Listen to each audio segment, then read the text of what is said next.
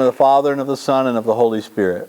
Amen. Lord, as we continue on into this glorious Easter season with this beautiful South Georgia weather and celebrating the Divine Mercy Sunday, we just ask you to fill us with joy and anticipation of the goodness that you have for us in this season, and including in this hour when we open up the Scriptures and look for you in it. We ask you through the wisdom of St. Paul to just reveal yourself to us and build us up and give us faith, hope, and love. In Christ's holy name I pray. Amen. Amen. So many thanks to Larry for taking the last session with us, where we went through chapter 8 and 9, where Paul, the first church fundraiser, goes into depth.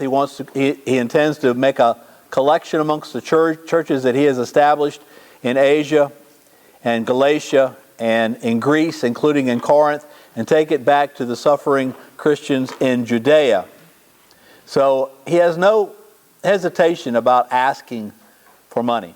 And I think that's instructive. For Paul, and I think every pastor has got to deal with that. You've got to pay the bills. You want to build buildings. You want to, help financially your parish to succeed. And most pastors I know are kind of hesitant about doing it. You always receive a comment or two, but it's very important. And I think we could learn from St. Paul.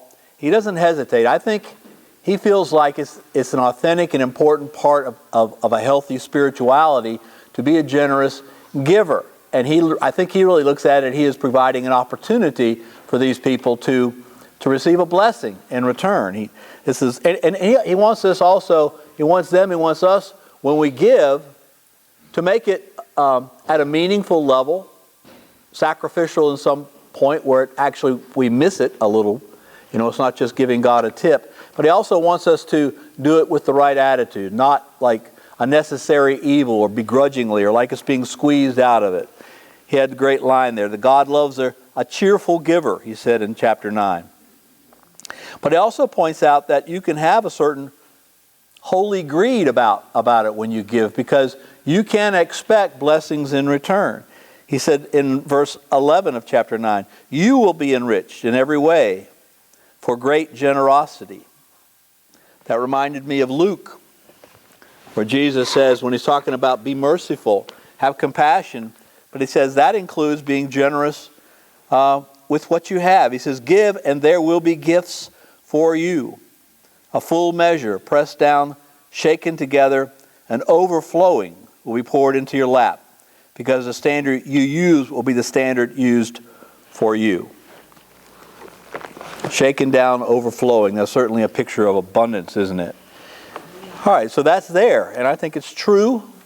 I think a pastor, any Christian preacher, has an obligation to speak about this. If you're gifted to be in a parish and maybe had a wonderful endowment and didn't need any money, you'd still need to preach it, because it's you're robbing people of an important lesson in authentic Christian living.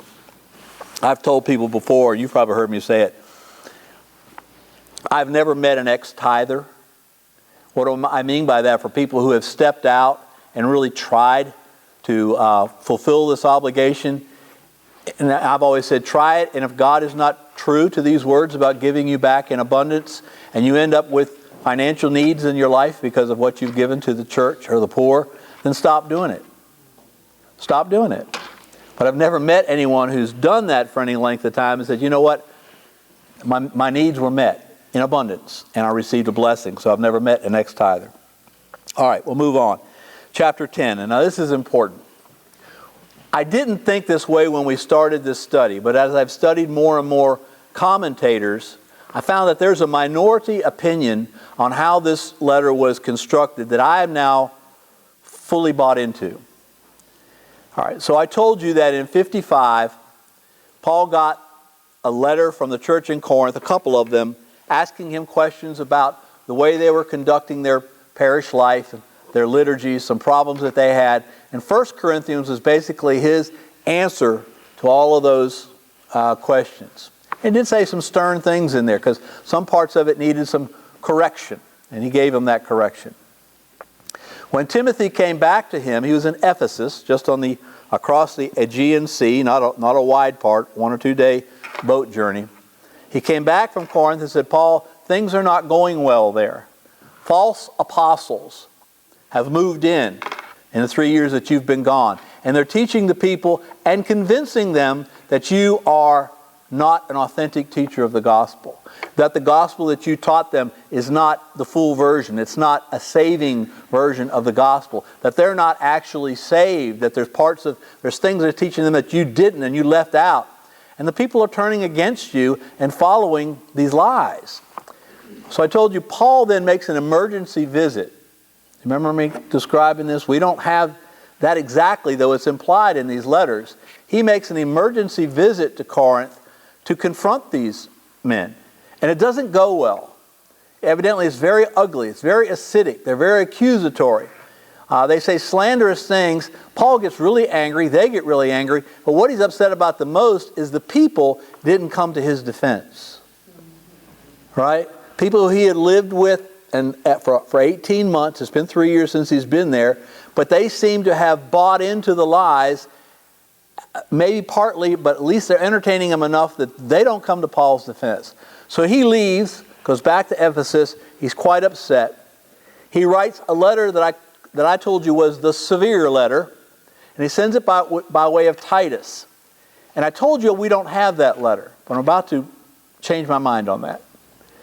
He sends it by way of Titus and says, I'm coming back to Corinth. I'm going to take the long way, the land route, because I want to check on the churches in Macedonia. But you take this letter and then meet me in Macedonia and tell me their response so I know what I'm going to encounter when I get there. I told you that Paul does meet Titus then, and Titus has good news. Paul, I took your letter to them. They seriously considered it and all that you said. They've repented. They've decided you're right. They were wrong. They've turned on the false apostles. And they sincerely want you to come back and to be reconciled with you. All right? So Titus is happy. Paul is very happy. And then he writes what we call 2 Corinthians. He sends it with Titus and Timothy on ahead and said, when I finish here in Philippi and Macedonia, I'm coming on down. But tell the people I'm really happy that I can come, and it'll be a joyful reunion, and it doesn't have to be contentious. I'm just so happy and grateful. My heart will be open, and tell them I love them. All right. I tell you all that because we've been studying 2 Corinthians, and that's exactly makes sense the way so far it is read. His letter is full of, I'm so joyful, I'm happy, my heart is full, I was really wounded, I was really hurt, I was very concerned. If I said anything that sounded harsh, it was out of my fatherly love for you. I'm just so worried that you were going astray, etc. All right, now, after the 2 chapters about the collection, we get into chapters 10, 11, and 12. 13 is the conclusion. 10, 11, and 12 don't read like that at all. 10, 11, and 12, he is criticizing these accusers. He's giving his resume. He's reminding them of the sacrifices he's made on their behalf. He's saying, I'm the true apostle, not them. And you're thinking, why does he need to go into all that again? Well, the minority opinion of scholars that I told you about is that chapter 10, 11, and 12 is the severe letter. And that when they put 2 Corinthians together, they put those things at the end of his letters that we call the 2 Corinthians, which would have been his third, included it here, and then put his closing chapter, chapter 13. So what I should have done, if I made this decision early on, is we probably should have studied chapter 10, 11, and 12 first as a severe letter that they responded to well, and then studied the rest of 2 Corinthians, which is his joy at their desired response. Does that make sense to you? I'm saying that because I can't prove it 100%, but when you read chapter 10, 11, and 12, with that context in mind, it makes more sense. So I want you to pretend like you don't know 2 Corinthians yet. And that we're reading this first. And I think it'll all fall into place, connecting the dots, as I like to say, so much better. Okay. Because in chapter 10, he totally changes his attitude. And he says, I, Paul, myself entreat you, by the meekness and gentleness of Christ. So obviously one of the accusations of these false apostles is that Paul is too meek. And by meek, they mean timid. He's gentle because he doesn't have any backbone. He's not impressive in stature. He's obviously not a great public speaker. And they're criticizing him for all of that. All right? Obviously they were. I guess they were. I don't know what they were, but they were good speakers, clever, and they made fun of Paul's, what they called his timidity, his meekness. All right? And he doesn't disagree with them. He says, I came to you with meekness and gentleness of Christ. The meekness and gentleness of Christ. I who am humble, he's quoting them. He's being facetious and ironic in a lot of places. I who am humble when face to face with you, but bold to you when I am away. They accuse him, when he's here, he's just meek and humble. He writes you these letters, like 1 Corinthians, when he doesn't have to see your response. He doesn't have the guts to say it to your face. So he writes bold letters, but when he's here, he's just a mealy-mouthed little, weakling.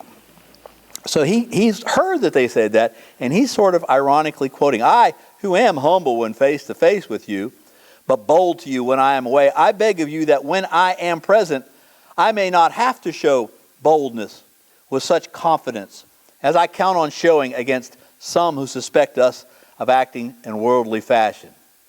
He said, don't underestimate me. I'm coming, and how it's going to be is going to depend on your reaction. There are these apostles of Satan, he's going to call them, I'm going to deal with. How I deal with you is going to depend on where you come down on this decision. All right? So he started off this way. For though we live in the world, we are not carrying on a worldly war. Insinuating we are in a war. Christian life and Christian ministry is a war, but it's a spiritual war. A spiritual war. One not with clubs or rhetoric or clever arguments or propaganda. No, with spiritual weapons, with prayer and divine power. He's going to say, for though we live in the world, we are not carrying on a worldly war, for the weapons of our warfare are not worldly, but have divine power to destroy strongholds. We destroy arguments and every proud obstacle to the knowledge of God. And we take every thought captive to obey Christ, being ready to punish every disobedience when your obedience is complete. He does not lack any confidence in the spiritual weapons God has given him and his followers. Okay? That if it comes down to it, and there is going to be a confrontation, we will win. The power of God is in us. They don't have that. They may be taller, better looking, and speak more cleverly, but they don't speak truth. And they don't have the Holy Spirit. And they don't have the ability to work signs and wonders, which you've seen me work among you. They don't do this. And you need to remember that. So if it comes down to a confrontation and a war, we'll engage in it on your behalf, and we're going to win. He says, verse 7, look at what is before your eyes. Look at the evidence. Look at what you've seen. Remember, he lived with them for 18 months, preaching and working miracles and doing healings and all the rest of it. Look at what is before your eyes. If anyone is confident that he is in Christ, if you believe, absolutely know that you belong to Christ, let him remind himself that if as he is in Christ, so are we. If you are in Christ, remember where you got it from. How can you say we're not in Christ? Well, you received what we taught you. You received the baptism we put on you. You received the Spirit we laid hands on you to receive. And you say, you've got it, but we don't. It's nonsensical. So he begins there. It's going to get a lot worse. He says, even if I boast a little too much of our authority, which he's going to, and he's embarrassed about it, feels like he has to, which the Lord gave for building you up and not for destroying you, I shall not be put to shame. He's going to be willing to talk much more proudly about himself, it's going to seem, than his humility wants. He feels like he has to remind them of who he is, what he's done, and what he's been called to do, and what experiences he has, to disprove this false claim by these false apostles that he's bogus, he's not legit. But he's telling them ahead of time, I'm a little embarrassed about it, I feel a little foolish doing it, but for your sake I will, and I'm not going to be put to shame because of it. Verse 9, I would not seem to be frightening you with letters, for they say, quote, his letters are weighty and strong, but his bodily presence is weak. His speech of no account. I've already told you that, right? Let such people understand that what we say by letter when absent, we do when present. Don't underestimate me. Don't underestimate me. My meekness is not timidity, it's humility. Not that we venture to class or compare ourselves with some of those who commend themselves, but when they measure themselves by one another and compare themselves with one another, they are without understanding. What does that mean? If they say, this is the mark of a true apostle, he's just like this guy who speaks well and who's clever and who weaves his arguments together so nicely. That's a true apostle, and I'm just like him. He's saying they set up a subjective measurement and then say they measure up. So we don't do that. We're not here saying, I'm legitimate because I'm just like he, and he's obviously legitimate. You know, the guy say, yeah, I mean, he's legitimate too. So we're all legitimate here because we're like each other. They are without understanding, he says, 13, but we will not boast beyond limit, but will keep to the limits God has apportioned us to reach even to you. I think he's talking about physical limits, geographical limits. All right? He's going to remind them, we are the ones that pushed through Galatia, through Asia, through Macedonia, places that the gospel had never been preached before, and came even to you and Corinth. We're the ones that pushed the limits of the church world. We're the ones who are spreading the gospel. All right? It came even to you, for we are not overextending ourselves as though we did not reach you. We were the first to come all the way to you with the gospel of Christ. So we do not boast beyond limit in other men's labors. What does it mean by that? Where are these? He's going to have the same problem in a letter he's going to be writing soon after this, the letter to the Galatians, where other false apostles have come into the churches he's established back there. And these may have been doing some of the same thing, but what they were teaching is that, look, Paul watered down the gospel because he wants lots of converts. He wants to be the most popular apostle out there. He wants to be the most famous and successful. So what he's teaching you is a gospel that's easier to accept. Specifically is that you don't have to become Jewish first. So the Judaizers were coming and said, no. If you want to become a Christian, you have to first become an apostle. Be circumcised, eat kosher foods, follow the Mosaic law. And Paul says in Galatians, you were set free from that slavery. Don't go back to it. He's going to kind of refer to it here too. So that may have been part of what they were teaching. But also, just like in Galatia, these people were not establishing new churches. They're going around hunting for churches that Paul and others have already established and just stinking the place up. Paul said, we don't do that. We don't go to other people's churches and then try to, twist everything to ourselves. We go where the gospel is not preached. We do not boast beyond limit in other men's labors. For our hope is that as your faith increases, our field among you may be greatly enlarged, so that we may preach the gospel in lands beyond you. He wants to go to Rome, he's already said. Then after he goes to Rome, where there's already a church in Rome, he wants to go not to establish a church there, but to meet the Christians in Rome, hopefully to receive some support from them, because he wants to go now to Gaul, to France. Boldly go where no man's gone before, as far as the gospel, right? He says, I think that's where God wants me to go. All right, so he's telling them, just like the Macedonian in my vision said, come over here. Go where no one's gone before. I now feel the same compulsion to go even further. Without boasting of work already done in another's fields, let him who boasts, boast of the Lord. For it is not the man who commends himself that is accepted, but the man whom the Lord commends. If the only people they have commending them is each other, you need to be very suspicious how authentic that is. Okay. Chapter 11. I found chapter 11 and 12 and all of Paul's letters to the Corinthians very instructive generally in the area of how authority is to be exercised in God's mind. In the church, yes, but I think also even in the home or in a business or any organization that anyone, including you or I, have a position of authority in. God wants us to exercise that power for the good of the group, to organize, to lead. It's servant leadership, right? Authority, power exists, and it certainly has the enticement of being used to build up the leader. Use the people for the leader and the leader's group. Paul's saying, that's not what I've done with you.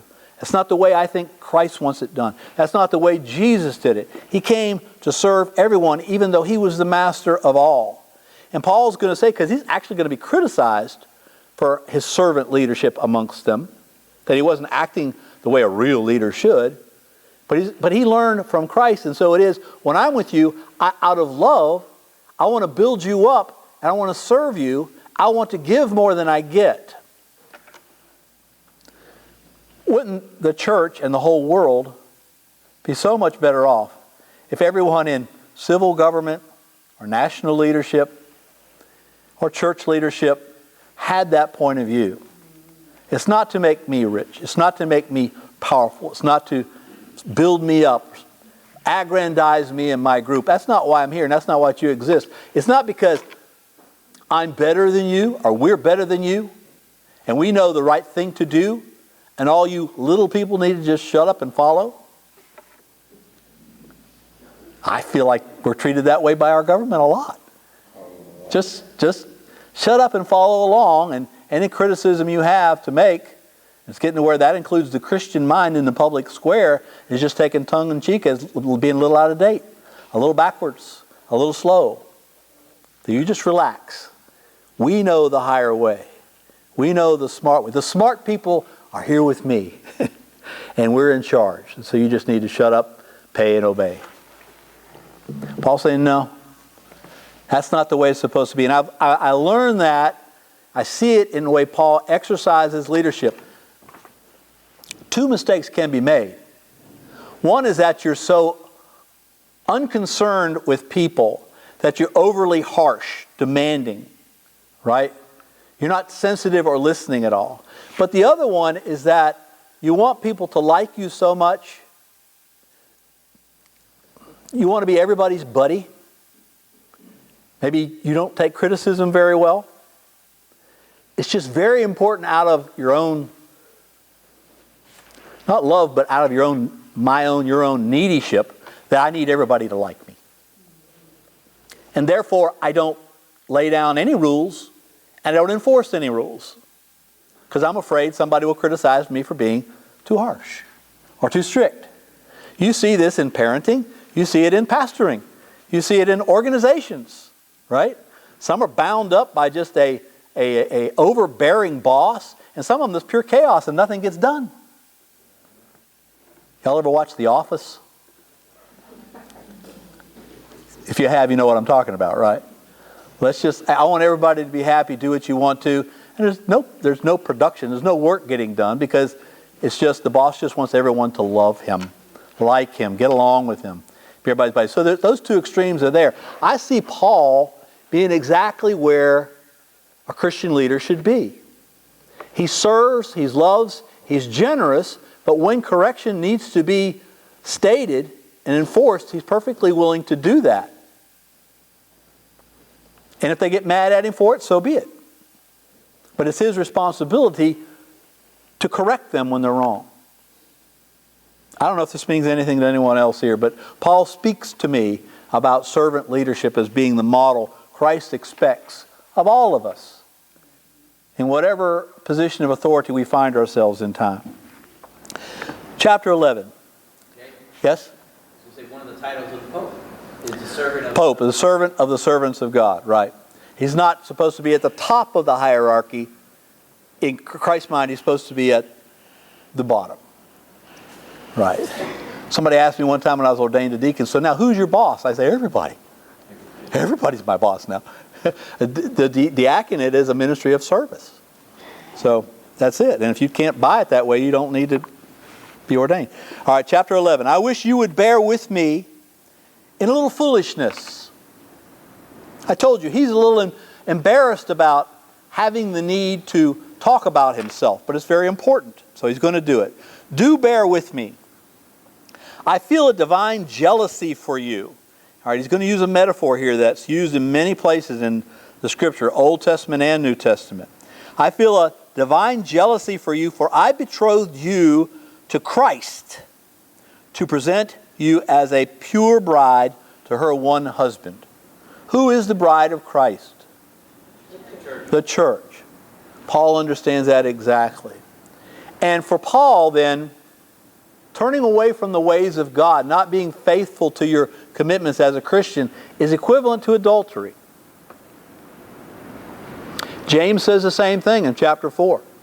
He's writing to those who have turned away, and he says adulterers. In so many places in the Old Testament, God says, I betrothed you, but you act like a harlot. All right, so spiritual adultery is when the bride of Christ is not faithful to her husband. And he says, I'm afraid for you.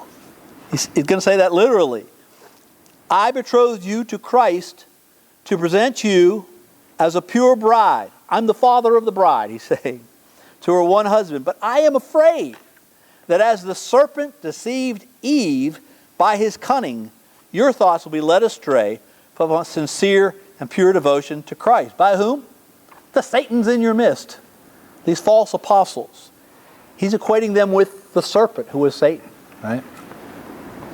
For if someone comes and preaches another Jesus than the one we preached, I don't know what he means by that. What were they saying about Jesus? That Jesus wasn't truly God, or Jesus wasn't truly a man, or they didn't truly die on the cross, or they didn't truly rise from the cross. All those heresies existed in the early church. Which version of it they were spewing is not clear.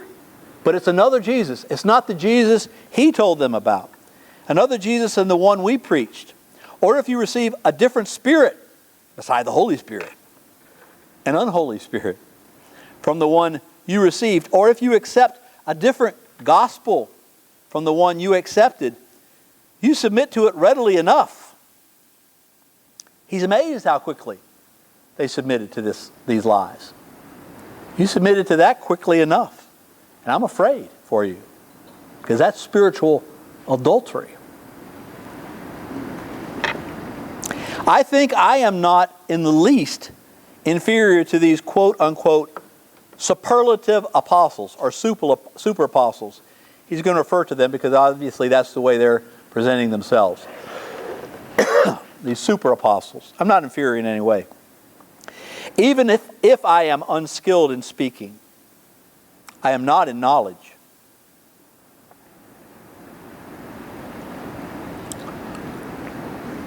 Which do you want? Plain spoken truth or lies that tickle your ears? Right? Even if I am unskilled in speaking, I am not in knowledge. In every way we have made this plain to you in all things. Judge me on my content. Judge me on the results. Judge me on what you've seen come out of our ministry. Don't judge me because I mess up a syllable every now and then. Or I can't string together a group of sentences as smoothly as these others. Okay? Here we go. Amazingly, somehow or another these false apostles had told the people, because Paul was among them, he never asked for monetary support from them. All right? He supported himself by what? Tent making, right? He earned a living, he worked, even as he was preaching full time. And he also received an occasional donation from other churches that he had established who were supporting him in his ministry in Corinth. But he didn't ask the Corinthians for anything. And somehow or another, these super apostles said, see there, a true apostle would have told you to support him. A true apostle would have been more braggadocious. A true apostle would have exhorted his authority. A true apostle would have spoken more sternly to you. He's so meek and mild and doesn't even ask for enough money to buy his supper. What kind of true apostle is that? So Paul's going to answer that question now. Did I commit a sin in abasing myself so that you might be exalted because I preach God's gospel without cost to you? He's going to be accused of robbing other churches. He said, I robbed other churches by accepting support from them in order to serve you? If I was reading this from Paul, I'd be thinking, that was kind of stupid of us to think that, right? And when I was with you and was in want, and he had needs, he needed clothes, he needed food, right? And so did the people that were with him. I did not burden anyone, for my needs were supplied by the brethren who came from Macedonia. There you are. From Philippi and other churches he'd already established. So I refrained and will refrain from burdening you in any way. As the truth of Christ is in me, that's oath language. So I swear to you now, this boast of mine shall not be silenced in the regions of Achaia, of Corinth. And why? Because I do not love you? God knows I do.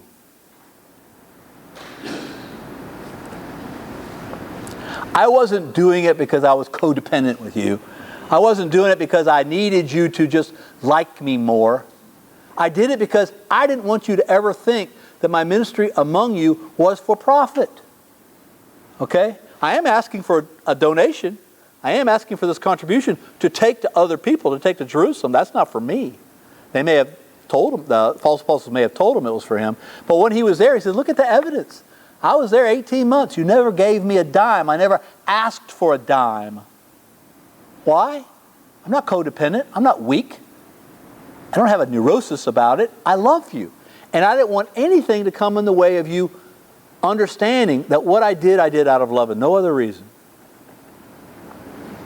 And what I do, I will continue to do in order to undermine the claim of those who would like to claim that in their boasted mission, they work on the same terms as we do.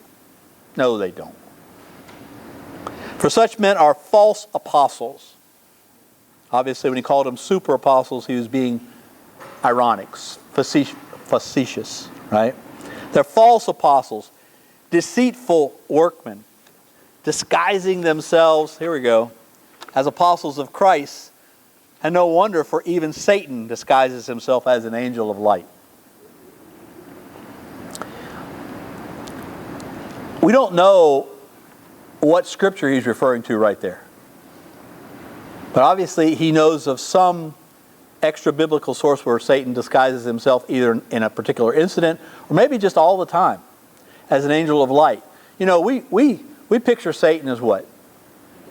Hideous beast with a long tail and some horns and maybe some fangs and a pitchfork, and he's green and slimy.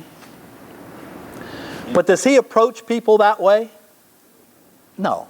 He approaches people in a very attractive way.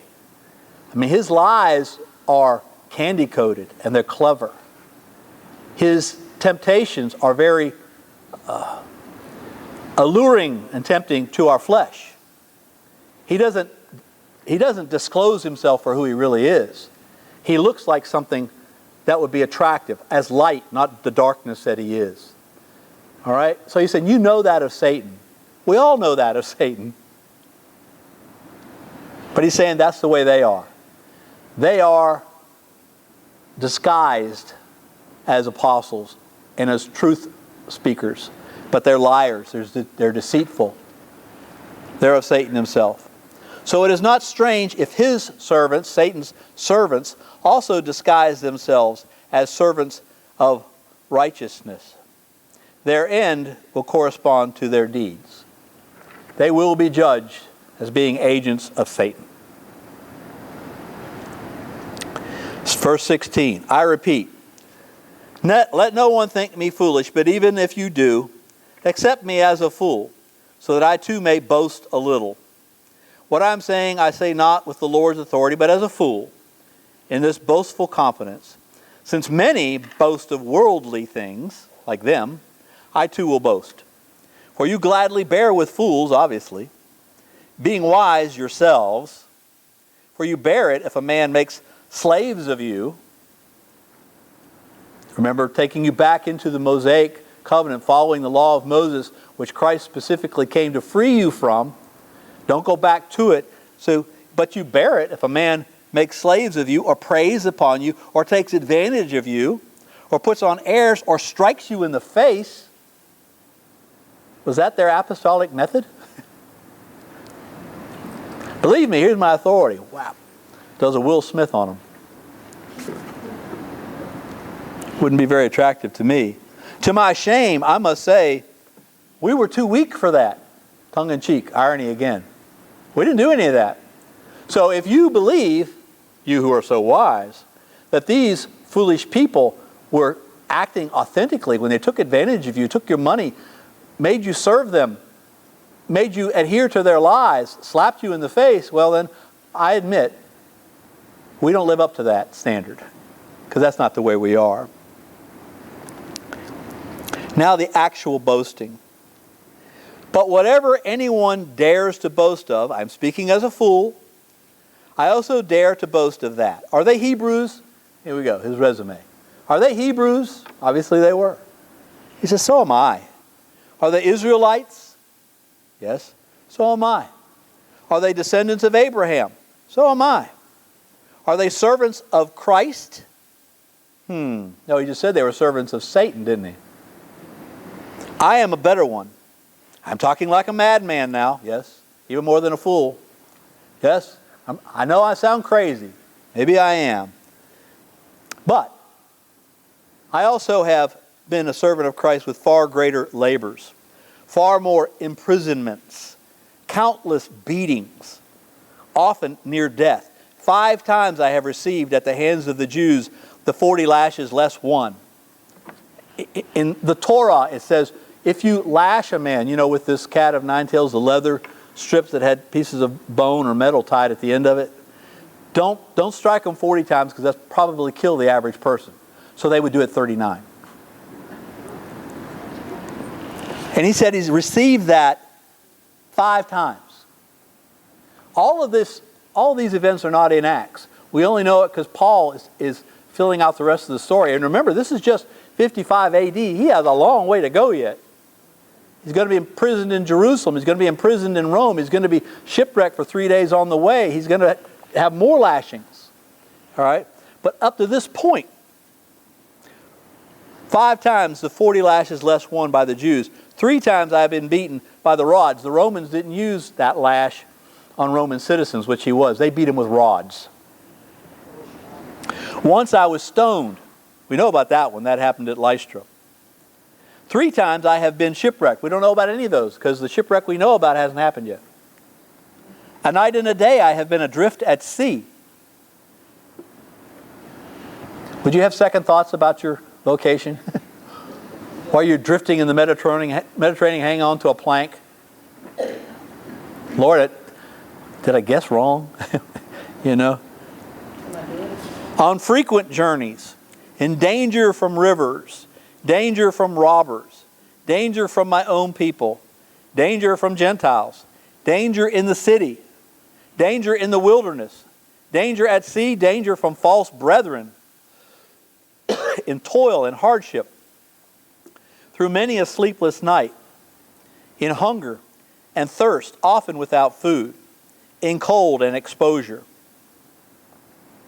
He's put up with a lot. to bring them the gospel and others. And apart from other things, there is the daily pressure upon me of my anxiety for all the churches. He worries about his spiritual children. He worries, how are they doing? I know the world's out there pressing on them. I know the pagan gods are, and their followers are pressing on. I know these Judaizers are following me. How are they doing? Are they holding fast? I worry about them, and it takes its toll on him. Who is weak and I am not weak? Who is made to fall and I am not indignant? He cares, okay? And he says, and that in some ways is his biggest burden.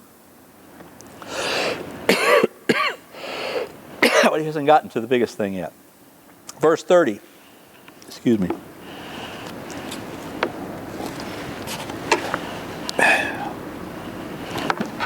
If I must boast, I will boast of the things that show my weakness.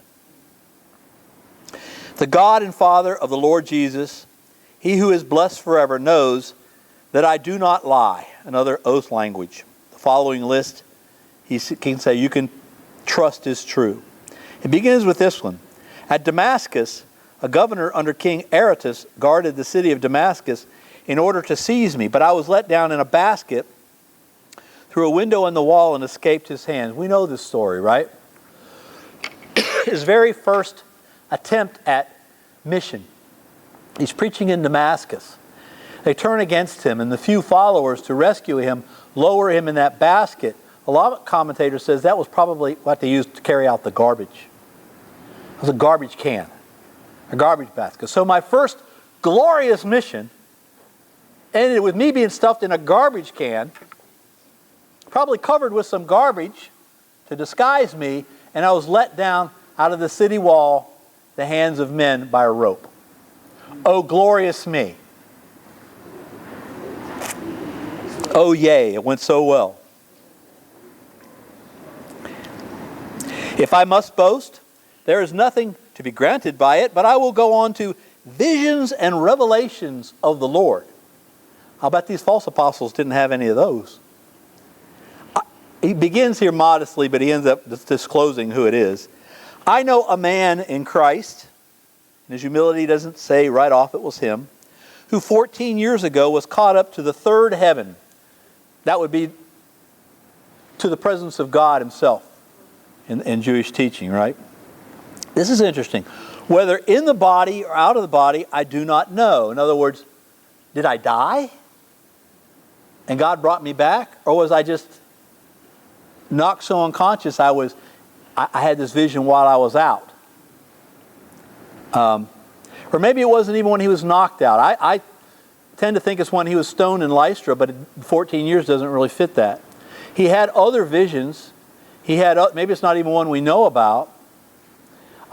He had dreams, he had trances. But in some of these, this is what he's describing. I was caught up. I don't know if I was alive or dead at the time. God knows, he says. And he heard things that cannot be told, which man may not utter. In other words, I was told things that to this day and to my death, I will not speak. It was just for him. The things so mysterious and wonderful that I'm not permitted to speak them with my mouth to other people. This is reserved for the ones that God calls up to heaven and speaks to. On behalf of this man I will boast, but on my own behalf I will not boast, except of my weaknesses. Though if I wish to boast, I shall not be a fool, for I shall be speaking the truth. But I refrain from it, so that no one may think more of me than he sees in me or hears from me. And to keep me from being too elated by the abundance of revelation, so he just spilled the beans who he's talking about, to keep me from being prideful about this extremely unique and privileged experience, which he may have been tempted to be prideful about, to keep me from being too elated or prideful by the abundance of revelations, a thorn was given me in the flesh, the famous thorn in his side. But that's all he says about it. We don't know what it was. But it was to keep him humble, keep him of thinking too much about himself, So it must have been unpleasant, something he didn't want, something that didn't appeal to other people, but was obvious to them. Did he have seizures? Did he stutter? I'm wondering if one of these stones to the head that cracked his head open didn't result in him stuttering when he spoke. And wouldn't that go with his inability to be a clever speaker? So maybe, people say maybe he had damage to his back and he couldn't stand up straight. He was kind of slumped over all the time. But this is all just guess. He doesn't describe what it is. But it's something that doesn't make him great in the eyes of other people, and it keeps him humble. He refers to it as a messenger of Satan to harass me, to keep me from being too elated or prideful. He doesn't like it.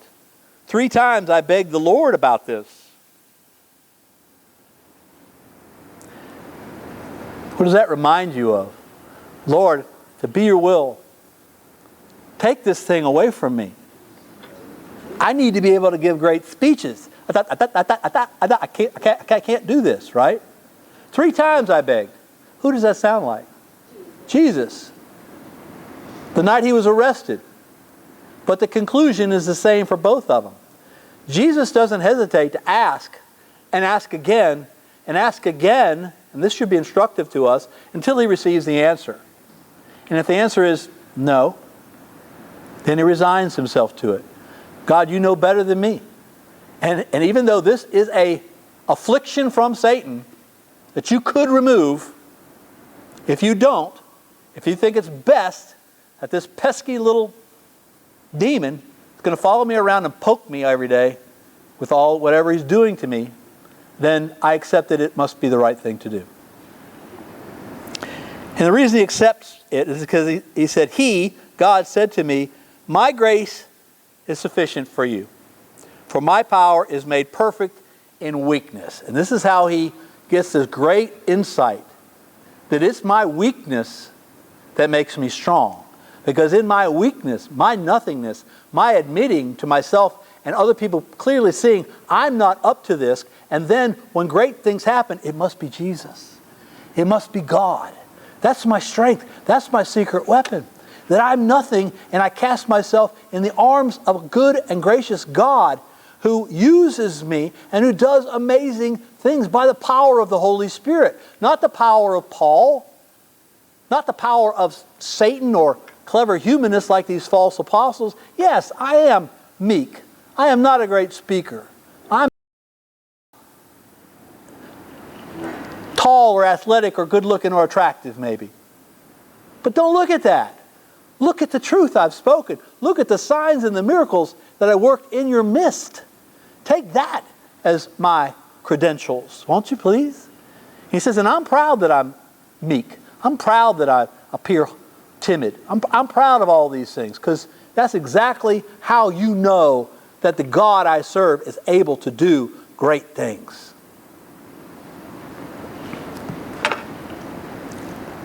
My grace is sufficient for you, for my power is made perfect in weakness. There are a lot of times we just need to hang on to that. Being weak and not having an affliction removed that we really would like to have moved is not a sign that God has turned his head from us. It is not a sign that we're not worthy. He considers us not worth the miracle, not worth the help. Never that. It's that in that suffering, in that weakness, in that diminishment, God intends to show his goodness, his greatness. James said, count it all joy when hardships happen to you, when you suffer and you are persecuted, when things are not going your way. Right? Count it all joy, because that's exactly when God can really use you. That's exactly where God can bless you the most, in the ways that's most important. He says, I will all the more gladly boast of my weaknesses, that the power of Christ may rest upon me. For the sake of Christ, then, I am content. Maybe not happy about it, but I am content with weaknesses, insults, hardships, persecutions and calamities. For when I am weak, then I am strong. What a guy. Verse 11. I have been a fool. You forced me to it. For I ought to have been commended by you. No one stood up for me. I shouldn't have to do this. Someone should have said, what you say is a lie. Paul is a true apostle. He brought the faith to us. I know the Lord because of him. We've seen him work signs and wonders. We've all experienced the fellowship of the Holy Spirit because of Paul. You shut up and leave. He says, nobody said that. Why? You were seduced. And I want you back. You forced me to it, for I ought to have been commended by you. For I am not at all inferior to these super apostles, even though I am nothing. The signs of a true apostle were performed among you in all patience, with signs and wonders and mighty works. Did they do that? And I didn't even ask you for supper. I didn't even ask you for a new pair of shoes. I went and worked overtime making some tents so I could buy myself a pair. Right? For in what were you less favored than the rest of the churches, except that I myself did not burden you? Forgive me this wrong. Irony again. Forgive me. Forgive me for being so generous to you and for working so tirelessly amongst you. Remember now, if you're agreeing with me that he wrote this letter before 2 Corinthians, he's writing this letter not knowing yet how they're going to respond. And that's why he has this tone. Doesn't it make sense? Because if he already knew that he had met Titus, and Titus says, they're good. They got it. They're happy to receive you. They've turned on the false apostles. They want you to come back. He wouldn't be writing like this. There'd be no need. But he doesn't know. He doesn't know yet. He's writing this with the anxiety of thinking, this may not help. It may even make things worse, but I have to try. Right? And then I'm going. And I'll deal with whatever I have to deal with when I get there. Here for the third time I am ready to come to you. All right, so he hasn't made this third visit yet. He's on the way. The first visit was 18 months, then the severe visit that happened in 55, 3 years later, and now he's coming back the third time, and he intends for this to be it. It's going to be make or break. You're going to have to choose this day whom you follow. Because from here I'm taking the collections up, which I hope you'll participate. If you don't, you don't. And then I'm going to Jerusalem, and I hope to go on from there to Rome. Okay? For the third time I am ready to come to you, and I will not be a burden, for I seek not what is yours, but you. For children ought not to lay up for their parents, but parents for their children. He is their spiritual father. I will most gladly spend and be spent for your souls. If I love you the more, am I to be loved the less? But if that's the way it is, that's the way it is. But granting that I myself did not burden you, I, to quote the false apostles, I was crafty, you say, and got the better of you by guile. Really? Did I take advantage of you through any of those whom I sent you? Remember, he sent Titus, he sent Timothy, possibly others. I urged Titus to go and sent the brother with him. That was Timothy. Did Titus take advantage of you? Did we not act in the same spirit? Did we not take the same steps? Have you been thinking all along that we have been defending ourselves before you? It is in the sight of God that we have been speaking in Christ, and all for your upbuilding, beloved. This is not so that you can like us and respect us again. It's because I want to rescue you from the lies that are taking you to hell. Okay? It's not for us. It's to build you back up, for you're weak and you're at the breaking point. For I fear that perhaps I may come and find you not what I wish, and that you may find me not what you wish. But perhaps there may be quarreling and jealousy and anger and selfishness, slander, gossip, conceit, and disorder. God forbid. I fear that when I come again, my God may humble me before you, and I may have to mourn over many of those who sinned before and have not repented of the impurity, the immorality, and the licentiousness which they have practiced and adulterated themselves as the bride of Christ. I'm going to end there. Chapter 13 is his, just very short, and it's his final sign-off. I think it was probably the original sign-off. And in just my own thinking, and I'm not alone, I think the previous 3 chapters probably were put in there when they collected his letters and just combined them together. I think it makes sense. All right? Because he's saying, I'm hoping when I come to you, it's going to be happy. I don't want all the bickering and the fighting and the condemning and the anger, and I don't want it. But if it's what it takes to save a few of you, I'm willing to do it. So no wonder when I told you he told Titus, meet me in Asia. That's when he went from Ephesus up the coast, before he crossed over to Macedonia and down to Greece. He said, meet me in Asia. Troas was probably this jumping off point. And he got there, and he was working on the church there a little bit, because he never spent that much time there. But he said, I was so distracted because I wanted to see Titus. So he went on. And then when he got to Philippi there in Macedonia, that's when Titus shows up, and with a big smile on his face, he says, Paul, I've got good news, right? So that's when he wrote 2 Corinthians and sent Timothy and Titus on ahead and said, I'll be there soon. I'll be there soon. So it ended up well. And with God's good grace, I hope next week we end the study up well. So let's begin. Let's end in the name of the Father, and of the Son, and of the Holy Spirit. Amen. Lord, thank you so much for the faithfulness of St. Paul, for all that he put up with. I know he's got a big crown in heaven now. And I know he still intercedes for his disciples, those that he baptized and preached to directly, but I hope also for us, who he preaches to through the Scriptures as we study him. May his Spirit be with our spirit, especially your Holy Spirit be with us, to lead and guide us as we go through our small afflictions in this life and deal with our small temptations, and as we encounter the Spirit disguised as life. May the weapons of our warfare be fruitful and successful. In Christ's holy name I pray. Amen. In the Father, and the Son, and the Holy Spirit. Amen.